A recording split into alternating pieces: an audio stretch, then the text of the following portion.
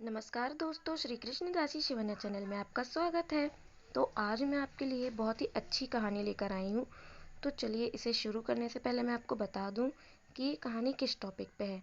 तो ये कहानी है गौतम बुद्ध और एक आलसी व्यक्ति की। तो चलिए शुरू करते हैं ये कहानी। वीडियो को लास्ट तक ज़रूर देखें और अगर कहानी आपको पसंद आए तो चैनल को सब्सक्राइब ज़रूर करें, ताकि ऐसे ही सनातन धर्म से जुड़ी कहानियाँ, लीलाएं भगवान की हम आप तक पहुंचा सकें। धन्यवाद। तो चलिए शुरू करते हैं। गौतम बुद्ध अपने ध्यान में बैठे थे कि वहाँ पर एक आदमी आया। ये आदमी अपने आलसीपन से बहुत ज़्यादा परेशान था। आलसी आदमी गौतम बुद्ध से बोला, महात्मा जी, मेरी मदद कीजिए। मैं अपने आलस्यपन से बहुत ज़्यादा परेशान हूँ। आप ही कोई उपाय बताइए जिससे मैं आलसीपन से छुटकारा पा सकूँ। गौतम बुद्ध ने इस व्यक्ति से कहा, पहले मुझे ये बताओ कि तुम्हें क्यों लगता है कि तुम आलसी हो। आलसी आदमी बोला, सिर्फ मुझे नहीं, मेरे परिवार वालों को और मेरे आसपास के सभी लोगों को ऐसा लगता है कि मैं आलसी हूँ। गौतम बुद्ध ने फिर से पूछा, क्या तुम जानते हो आलस्य क्या होता है। आलसी व्यक्ति बोला, नहीं, मैं नहीं जानता, किंतु मैं इतना जरूर जानता हूँ कि आलस्य बहुत बुरी चीज़ है।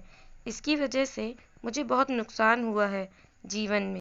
गौतम बुद्ध बोले, जिस परेशानी से तुम छुटकारा पाना चाहते हो, पहले उसके बारे में पूरी जानकारी ले लो, तो उससे छुटकारा पाना आसान हो जाएगा। आलसी व्यक्ति बोला, भगवान, इतनी बुद्धि तो मुझ में नहीं है, आप ही मुझे इस समस्या के बारे में जानकारी दीजिए। गौतम बुद्ध बोले, आलस्य एक मानसिक अवस्था है, एक विचार है जिसे जाने अनजाने में हम खुद ही जन्म देते हैं। आलस्य दो मूलभूत कारणों की वजह से ही जन्म लेता है, एक है शारीरिक और दूसरा है मानसिक। शारीरिक कारणों में पहला कारण है गलत तरह का भोजन। हम सभी जानते हैं कि हमारे शरीर को भोजन से ऊर्जा मिलती है, और यह ऊर्जा सजीव चीजों से मिले तो अच्छी, यानी कि प्राकृतिक रूप से जो हमें भोजन की वस्तुएं प्राप्त होती हैं, उनसे अगर ये ऊर्जा मिले तो हमारा शरीर इससे अच्छी ऊर्जा प्राप्त करता है। इससे उलट यदि हम निर्जीव वस्तुओं से ऊर्जा प्राप्त करें तो यह हमें आलस्य की ओर ले जाती है। जब आलसी व्यक्ति के कुछ समझ नहीं आया, तब गौतम बुद्ध ने उनसे कहा, मेरे शिष्य जब भी बैठते हैं तो वे रीढ़ की हड्डी को एकदम सीधा रखते हुए बैठते हैं। चलते हैं तो उनके दोनों पैर के बीच अच्छे से संतुलन बना रहता है, और जब वे सोते हैं तो उनका शरीर एकदम शिथिल रहता है। ऐसा करने से उन्हें रात्रि में एकदम सही तरीके से नींद आती है। आलसी व्यक्ति बोला, लेकिन नींद तो आलस्य का ही एक स्वरूप है। बुद्ध बोले, हाँ, अगर उसे ज़्यादा मात्रा में लिया जाए तो। बुद्ध ने इस बात को आगे बढ़ाते हुए कहा, नींद कम मात्रा में लोगे तो तुम्हें अगले दिन थकान महसूस होगी, और ऐसा करने से ज़्यादा आलस्य शरीर में आएगा।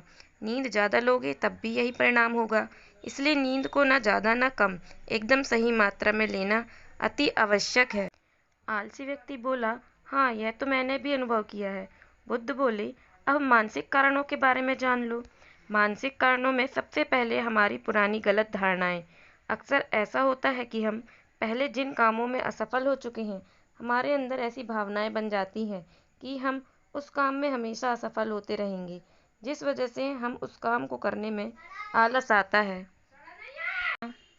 ऐसी धारणाओं से छुटकारा पाने का एकमात्र उपाय यह है कि हम अपने मन को यह समझाना चाहिए कि पिछली बार हम जब उस काम में असफल हुए थे तो हम उसके बारे में जितना जानते थे, अब हम उस काम के बारे में उससे ज़्यादा जानते हैं, क्योंकि असफल होने के कारण उसके बाद हमें उससे काफ़ी कुछ सीखने भी मिल जाता है।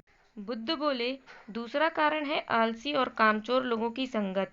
कई बार ऐसा होता है कि हम आलसी नहीं होते, मगर जिनके साथ रहते हैं हम उन जैसे बनने लगते हैं। इससे छुटकारा पाने का उपाय बहुत सरल है। कामचोर और आलसी व्यक्तियों से दूर रहो।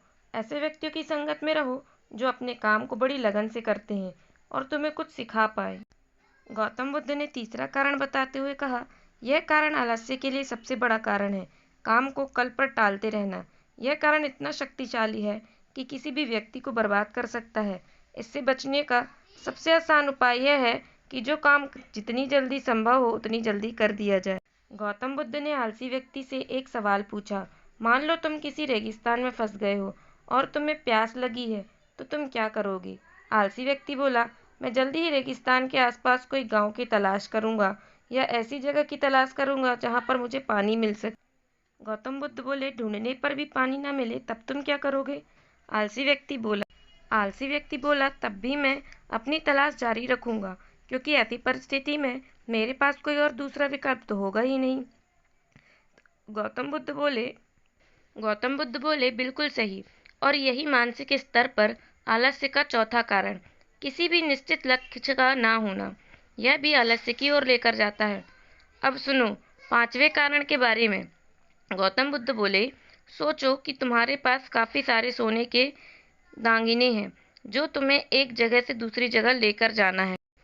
तुम चलते चलते थक जाते हो और किसी पेड़ के नीचे बैठ जाते हो, और तभी तुम्हें दूर से तुम्हारी तरफ दौड़ कर आ रहे डाकू दिखाई देते हैं। तो क्या तब भी तुम आलस करके वहीं बैठे रहोगे, या ऐसी परिस्थिति में तुम वहां से उठकर दौड़ने लगोगे? आलसी व्यक्ति बोला, जी मुझे तो वहां से दौड़ना ही पड़ेगा, नहीं तो मेरी जान और सोने के दागिने दोनों खतरे में पड़ जाएंगे। बुद्ध बोले, यानी कि तुम्हारे पास एक ठोस वजह होगी दौड़ने के लिए। और यही है आलस्य का पांचवा कारण, किसी भी काम के लिए ठोस वजह का ना होना।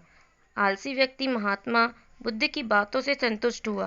वह बोला, महात्मा जी, मैं अब आलस्य के बारे में सब कुछ जान चुका हूँ, और अब मैं इन सभी कारणों पर काम करूंगा और अपने आलस्य को दूर भगा दूंगा। दोस्तों, आशा करती हूँ कि आपको गौतम बुद्ध और आलसी व्यक्ति की कहानी अच्छी लगी होगी, और इसे पढ़ने के बाद अब आप कभी भी जीवन में आलस्य नहीं करेंगे। तो चैनल को सब्सक्राइब करना ना भूलें। धन्यवाद। और हमें कमेंट सेक्शन में बताएं कि आपको और कैसी कथाएं पसंद हैं जो हम आप तक ला सकें। तो चैनल को सब्सक्राइब करें और वीडियो को ज़्यादा से ज़्यादा शेयर करें।